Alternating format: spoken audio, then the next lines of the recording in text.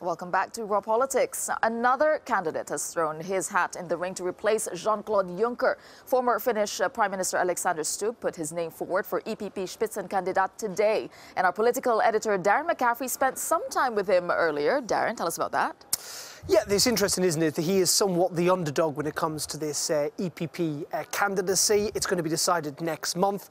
It's clear, though, that he has got a campaign behind him. As you said, I caught up with him earlier on today, and I started by asking him about his pitch. Why did he want to take on this job? And about whether he was able or will be able to bridge that gap between the East and the West that he seems to argue has opened up. Let's have a watch. You've talked about trying to bridge these gaps between the East and West, the North and South, and you've talked about how Europe's ideological DNA is based on respect for human dignity, freedom, democracy, equality, the rule of law and human rights. Do you think that's Viktor Orban's DNA? Well, I don't know about Viktor Orban's DNA. I haven't been studying it, but I think it's a European DNA. I mean, basically, if we don't have values and if we don't stick to them, we have nothing. Remember, the European Union is not an ideological construct of left and right. It's based on values, common values, and they're engraved in Article 2.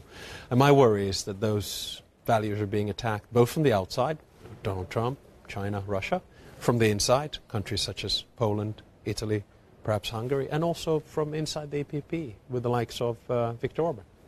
The point of this, if he doesn't share those values, and Marine Le Pen doesn't either, and the Justin Law Party in Poland doesn't. Why is there a view? Why is there a view of what Europe is and what it should be any less valid than yours?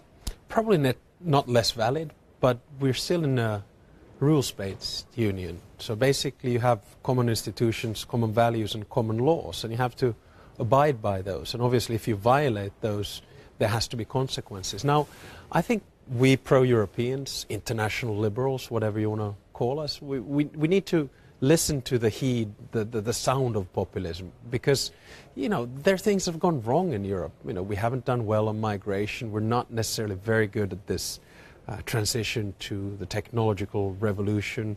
You know, we should be better on labor issues, etc., etc. So let's listen what these type of people have to say, and then let's try to sort it out. But my point is that in the EPP family, you have a set of values and you have to stick to them. In the European Union, you have a set of values and you have to stick to them. That's the most important thing. But isn't the problem with populism, from your point of view, that it's actually quite popular? Well, yes and no. Depends on how you measure it. You always have to compare it to something else. And there's no magic potion to deal with it. You know, in Finland, we took the True Finns into government in 2015. Their popularity rate at the time was 18. Once they came into office and we did austerity measures, we bailed out Greece, and we had the biggest migratory crisis since World War II, their popularity halved. So basically what happens is that when you come into power, usually that power does not do good for your popularity, but there's no magic potion. Should Jeremy Hunt apologise for the comments he made at the weekend? I find his comments repugnant, to be quite honest. I think they're ahistorical. And for anyone to compare the European Union with the Soviet Union, which, after all, I would argue, was the source of a lot of misery, deaths of millions of people, you know, it just didn't make sense to me. We've had a couple of these types of comments in Finland, and I've always reacted quite strongly to them. So, you know, again, in today's world, we live in different types of apologize this, apologize that. I just think it was a stupid thing to say. Just finally, you are pitching yourself to become the new EU Commission President, or the EPP candidate for that. When was the last time that a white, middle-aged man was not the EU Commission President? I don't think that's it's always been the case.